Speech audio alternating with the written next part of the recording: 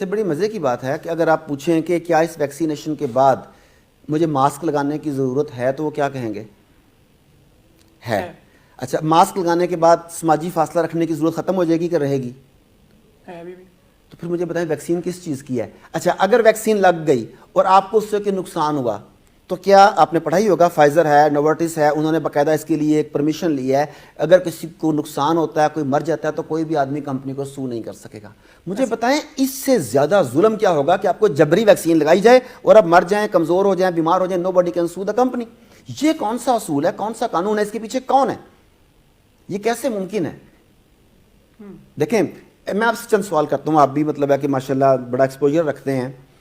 Covid से मरने वाले बंदों की तादाद आपको पता है कि कितनी है, रिकवर होने वालों को भी कितनी है? बिल्कुल।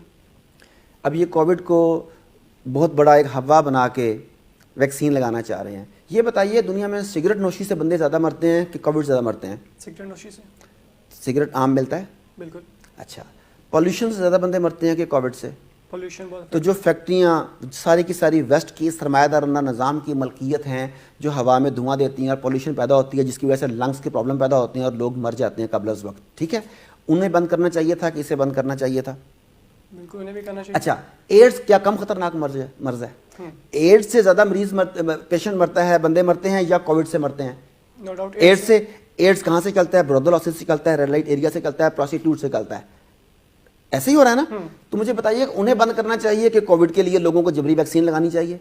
सवाल एक नहीं है, सवाल दर्जनों हैं। तो अगर आप इंसानियत की फलाह चाहते हैं तो इन चीज़ों पे क्यों नहीं आते आप? क्या केमिकल मिले खाने से, केमिकल मिला दूध पीने से, केमिकल मिली अदवियात खाने से, क्या बंदे नहीं मर रहे? तो उन्हें क्यों नहीं रोकते आप? आपने कहा नहीं, वो सारा कुछ ठीक है क्योंकि वो सरमायादाराना निज़ाम को तक़वियत दे रहा है। और वैक्सीन भी क्या कर रही है? वैक्सीन भी इनडायरेक्टली सरमायादाराना निज़ाम को तक़वियत दे रही है, जिसकी मिसाल फाइजर और नोवार्टिस की मोनोपोली है। ये कोरोना हो गया, ये कोरोना देख रहे हैं ना लंग्स के अंदर, जो लोग कहते हैं ना कोरोना नहीं होता है, सर ये होता है कोरोना।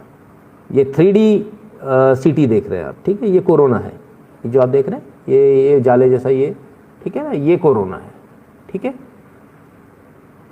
समझ में आ गया कोरोना?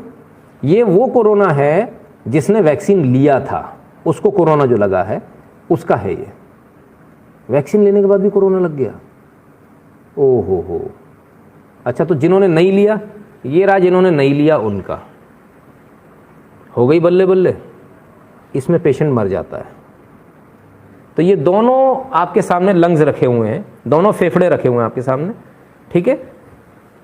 वैक्सीन लगने के बाद कोरोना होने वाला फेफड़ा और बिना वैक्सीन के कोरोना होने वाला फेफड़ा, दोनों है। आपने डिसाइड करना आप किस तरफ जाना चाहते हो भाई। राइट हैंड साइड में बिना वैक्सीन वाला फेफड़ा, कोरोना हुआ, और इधर कोरोना हुआ वैक्सीन वाला फेफड़ा। समझ में आ गया? मज़ा आया कि नहीं आया देखकर? आनंद आया?